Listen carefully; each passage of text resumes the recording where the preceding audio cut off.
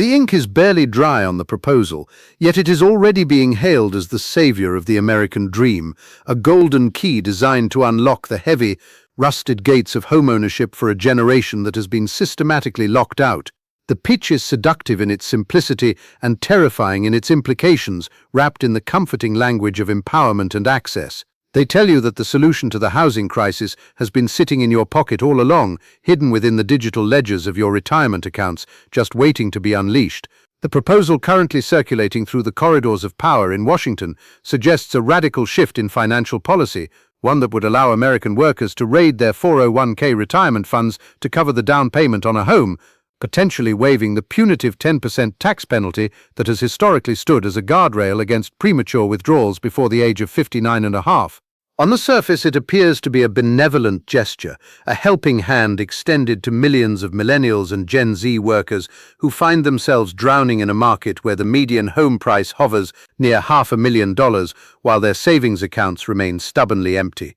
But to understand the true nature of this financial instrument, one must look past the press releases and into the dark heart of the economic context of 2024 and 2025. We are living in an era of suffocation where high interest rates have collided with historically low inventory to create a paralyzed market. The traditional ladder of social mobility has been shattered. The average young family, despite holding steady jobs, cannot scrape together the $80,000 required for a standard 20% down payment on a $400,000 starter home. The frustration is palpable, a thick, suffocating smog of resentment hanging over the electorate, and politicians on both sides of the aisle are desperate for a release valve that does not involve printing more money or increasing the national deficit. This is where the 401k scheme enters the frame, not as a gift, but as a calculated maneuver to inject liquidity into a frozen real estate market by cannibalizing the future security of the working class. It is a classic sleight of hand, diverting attention from the systemic failures of wage stagnation and housing supply by offering you the freedom to consume your own safety net. Let us be unequivocally clear about what is happening here. For the mechanics of this operation are as precise as they are predatory. The plan encourages you to view your retirement fund not as a fortress of solitude for your twilight years, but as a piggy bank to be smashed open for immediate gratification. A 30-year-old worker, having diligently scraped together $50,000 or $100,000 in their 401k, is suddenly presented with a devil's bargain. Access that capital now to compete in a cutthroat housing market or continue renting in perpetuity. The narrative being spun is one of stability, suggesting that owning a physical asset, a roof over one's head, is the ultimate safety, far superior to numbers on a screen. They play upon the primal fear of rent hikes and the deep-seated cultural obsession with ownership, framing the liquidation of retirement assets as a smart, strategic reallocation of wealth. You are not spending money, they whisper, you are merely moving it from stocks to bricks. However, any seasoned investigator of financial history will recognize the fingerprints of a familiar crime scene, for we have walked this road before, and the blueprints are stained with the wreckage of previous crises. This strategy echoes the ownership society rhetoric of the early 2000s, where credit standards were loosened, and creative financing was encouraged to push homeownership rates to unsustainable highs, eventually culminating in the 2008 subprime mortgage collapse. Then as now, the goal was to prop up asset prices by introducing a flood of new, unqualified capital into the market. But the difference today is chilling. In 2008, the risk was primarily held by banks and insurers who issued bad loans. Today, under this 401k proposal, the risk is being transferred entirely onto the shoulders of the individual saver. By encouraging the depletion of tax-advantaged accounts, the system is effectively asking you to bail out the real estate market with your own old-age poverty. This is not innovation. It is financial engineering at its most cynical. The blueprint suggests that when the economy runs out of organic growth and the banks run out of creditworthy borrowers, the system turns inward, looking for fresh pools of capital to exploit. Your 401k, comprising trillions of dollars in aggregate, is the last great pot of gold that has not yet been fully financialized for the housing market. By breaking the seal on these funds, policymakers are not solving the affordability crisis. They are merely increasing demand without addressing supply, which will inevitably keep prices high while stripping individuals of the compound interest that is the only mathematical hope for a dignified retirement. You are being handed the keys to a house today in exchange for $500,000 of your future self-survival money, a trade-off that is buried in the fine print, obscured by the blinding light of the American dream. To grasp the sheer scale of this financial extraction, we must abandon the sentimental imagery of the white picket fence and confront the cold, unyielding arithmetic that governs this scheme. The math is not merely unfavorable, it is predatory. Consider a 30-year-old worker who succumbs to this temptation, withdrawing $50,000 from their tax-advantaged accounts to cover a down payment. In the sanitized brochures of policymakers, this is framed as an investment in equity, but the actuarial tables tell a story of devastation. By removing that capital from the compounding engine of the market 3 decades before retirement, that individual is not simply spending $50,000, they are incinerating approximately $380,000 of future purchasing power, assuming a conservative 7% annual return. They are trading a fortune in their twilight years for an entry ticket into a housing bubble that is already stretched to its breaking point, effectively locking in a loss at the very moment of purchase. This is the definition of buying high and selling low, codified into national policy. However, to view this solely as a miscalculation of personal finance is to miss the broader mechanism at play. We must ask the investigative question that pierces through every layer of bureaucratic fog: cui bono? Who benefits?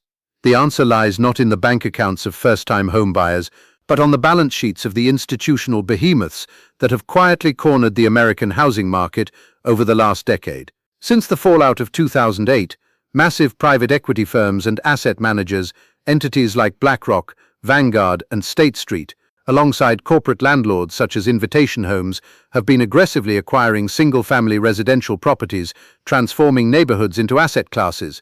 These corporations are currently sitting on vast inventories of real estate purchased with cheap debt during the era of zero interest rate policy. Now, as interest rates climb and organic demand dries up because the average citizen is priced out, these giants face a liquidity problem. They need a buyer. They need someone to offload these inflated assets onto before the valuations correct downward. This is where your retirement savings enter the equation as the ultimate form of exit liquidity. The proposed policy is essentially a wealth transfer pipeline, designed to siphon liquidity from the retirement accounts of the middle class and inject it directly into the real estate market, thereby sustaining the inflated prices that appear on corporate ledgers. It is a bailout disguised as a benefit. By unlocking 401k funds, the government is manufacturing artificial demand to meet the massive supply held by institutional investors. The tragedy is almost Shakespearean in its irony. The young worker is being encouraged to gut their own financial future to purchase a home, likely from the very same conglomerate that manages their retirement fund, at a price point artificially propped up by their own participation. The snake is not just eating its own tail, it is being fed to itself by its handlers. Zooming out further, this maneuver reveals itself as a desperate play on the grand geopolitical chessboard. The United States is currently grappling with a sovereign debt crisis that threatens the hegemony of the dollar. With national debt spiraling and foreign nations slowing their purchase of treasury bonds, the internal economy must remain the engine of global capital. The illusion of solvency depends entirely on asset price inflation. If housing prices were to collapse to their natural affordable levels, it would trigger a chain reaction of insolvency across the banking sector that would dwarf the 2008 crisis. The collateral underpinning the entire derivatives market is real estate. Therefore, prices cannot be allowed to fall. The state requires a constant influx of fresh capital to keep the bubble intact, and having tapped out the credit cards and savings accounts of the populace, the only remaining reservoir of untouched capital is the $20 trillion sitting in retirement accounts. In this light, the American citizen is no longer viewed by the system as a human being with a right to shelter and a secure old age, but rather as a strategic pawn, a battery of capital to be drained to keep the lights on in the global casino. We are witnessing the financialization of survival itself. The narrative of the ownership society is being weaponized to convince the populace to voluntarily embrace serfdom. When the dust settles in 30 years, we may find a generation that owns homes they can no longer afford to maintain, living on social security checks that have been inflated away, looking back at the moment they were handed a key and told it was a gift, only to realize it was the lock on their own prison cell. This is not merely bad policy, it is the calculated liquidation of the American middle class to balance the books of an insolvent empire. English Part 3. The mechanism of this trap is far more sophisticated than a simple mortgage contract. It is a pincer movement designed to extract yield from every aspect of human existence. As the homeowner stands paralyzed within the walls of their newly acquired asset, the second phase of the operation begins, the squeeze of carrying costs. We are witnessing an orchestrated escalation of insurance premiums, property taxes, and maintenance costs that is rendering the very concept of affordability obsolete. Insurance companies, citing algorithmic models of climate risk and replacement costs, are doubling or tripling premiums, effectively acting as a secondary tax authority that no one voted for. Simultaneously, local governments, facing their own pension insolvencies, view rising property assessments not as a sign of economic health, but as a desperate lifeline to solvent tax revenue.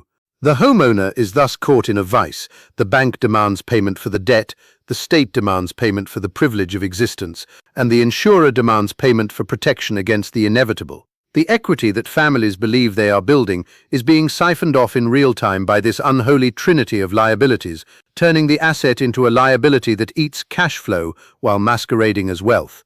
When the individual inevitably falters under this burden, the sharks do not merely circle, they are already in the water, invited by the captains of the industry. This is where the narrative shifts from individual tragedy to systemic conquest. We are observing the greatest transfer of physical assets in history, moving from the hands of individuals to the balance sheets of institutional behemoths. Private equity firms and sovereign wealth funds are not buying homes to live in, they are buying zip codes to dominate. They are converting neighborhoods into high-yield rental portfolios, creating a rentership society where the American dream is repackaged as a subscription service. In this new paradigm, you do not fix the roof, you submit a ticket to a faceless management portal. You do not build community equity, you pay a monthly dividend to shareholders. The logic is brutal and efficient. Why sell a house to a family once when you can force them to rent it for a lifetime, extracting exponentially more value while retaining the underlying asset on your books to leverage for even more cheap credit? The supreme irony, the twist that makes this scheme truly diabolical, lies in who is funding this hostile takeover. The capital used by BlackRock, Vanguard, and State Street to outbid young families and purchase entire subdivisions is often sourced from the very retirement accounts of the workers being displaced. Through the sanitized mechanism of 401(k)s and pension funds, the American workforce is unwittingly financing its own disenfranchisement. Their monthly contributions are funneled into real estate investment trusts, REITs, and mortgage-backed securities that drive up asset prices, making homeownership impossible for their children. It is a financial Ouroboros, a snake eating its own tail. The teacher, the nurse, and the factory worker are cheering for the stock market returns of the very entities that are actively dismantling their ability to own property. They are being fed the crumbs of yield from the feast where their own future is the main course. As this transformation takes hold, the social fabric begins to unravel with terrifying speed. A community of owners has a vested interest in the quality of schools, the safety of streets, and the stability of neighbors. A community of transient renters, governed by corporate landlords with no local presence, becomes a ghost town of the spirit. Social capital, the trust and networks that bind a society together, evaporates. We are creating a nomadic underclass, constantly moving in search of affordable rent, unable to put down roots, unable to build the intergenerational wealth that has historically been the only buffer against destitution. This is the deliberate atomization of the populace. An individual burdened by student debt, car debt, and now perpetual rent payments, living in fear of the next lease renewal, is politically impotent. They are too exhausted to organize, too precarious to revolt, and too dependent on the system to demand its reform. The endgame, therefore, is not a market crash, but a market solidification into a neo-feudal structure. The volatility is being engineered out of the system by removing the human variable. Humans get sick, lose jobs, and divorce. Corporations do not. By replacing individual ownership with institutional ownership, the financial elite secure a perpetual, inflation-adjusted stream of revenue that is immune to the messy realities of biological life. The endgame is a world where the middle class ceases to exist as a property-owning entity and is reduced to a service class, servicing the debts and dividends of a landed gentry that operates behind the veil of LLCs and blind trusts. The housing market is no longer a marketplace for shelter, it has become a high-frequency trading platform where homes are just ticker symbols with front doors. Ultimately, We must strip away the sanitized language of economics to see the raw horror of what has been constructed. This is not a housing crisis. It is a housing capture. The system has not failed. It is functioning exactly as it was redesigned to function. It is a machine built to convert human labor into financial assets for the few, using the basic human need for shelter as the leverage point. The promise of the ownership society was a Trojan horse, allowed inside the gates to convince free citizens to shackle themselves to a debt ledger that can never be balanced. We are staring at the dawn of a techno-serfdom, where the freedom to live is conditional on the ability to pay, and where the title to the earth itself has been stolen by those who print the money to buy it. The trap has snapped shut, and the silence that follows is the sound of a civilization quietly suffocating under the weight of its own financial engineering.